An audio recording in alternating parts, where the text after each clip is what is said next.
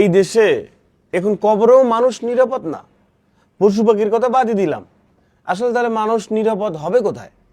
কোথায় গিয়ে হবে? এই যে রাজবাড়ী গোয়ালন্দতে যে দেখলাম, সঠিকভাবে হচ্ছে গিয়ে বলি তাহলে ক্লিয়ার হয়ে যাবে। রাজবাড়ী গোয়ালন্দে নুরুল হক ওরফে নুরা পাগলা নিজেকে ইমাম মাহাদি বলে পরিচয় দিতেন। তিনি মৃত্যুর পর তার ভক্তরা কবরের উপর কাবার আদলে 10 ফুট উঁচু কাঠামো তৈরি করে এবং পাশে ইমাম মাহাদি লেখা সাইনবোর্ড টানিয়ে দেয়। এলাকার আলেম সমাজ, ইমান ও আকিদা কমিটি, রাজনৈতিক দল নেতৃবৃন্দ বিষয়টিকে ইসলাম বিরোধী কাজ বলে ঘোষণা দেন এবং দাবি তোলেন তা হলো কবর সমতল করতে হবে, ইমাম মাহাদির লেখা সাইনবোর্ড সরাতে হবে। দাবি অনুযায়ী কবর নিচু করা হয়, দেয়ালের রং পরিবর্তন করা হয়, সাইনবোর্ডও সরানো হয়, কিন্তু তাতেও কোনোভাবে থামেনি। এই মানুষটাকে উঠাইয়া তারপর হচ্ছে গিয়ে পুরানো হয়েছে না। আমরা আসলে মনে হয় যে শেষ জমানার একদম শেষ সীমানায় দাঁড়াইয়ে আছি আমরা।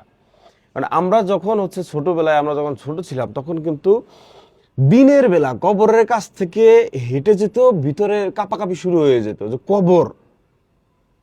আর রাত্রবেলা তো মনে করেন যে আমাদের যারা বয়স্ক, আমাদের যারা বাচ্চা ছিল, তারাও কিন্তু কবরের পাশ থেকে হেঁটে যাওয়ার দুঃসাহস দেখাইতো না, কি যেন কি হয়ে যায়। মানে কবর দেখলে মনে করেন যে ভিতরে কাজ হয়ে যায়। এখন কি হইলো, এখন সে ব্যক্তি, এটা অন্যায়, সে নিজেকে ইমাম মাহাদি বলা, তার ভক্তরা ইমাম মাহাদি বলা, সাইনবোর্ড দেওয়া, এটা ইসলাম বিরোধী, এটা ইসলামে জায়েজ নাই, এটা হওয়ার কথাও না।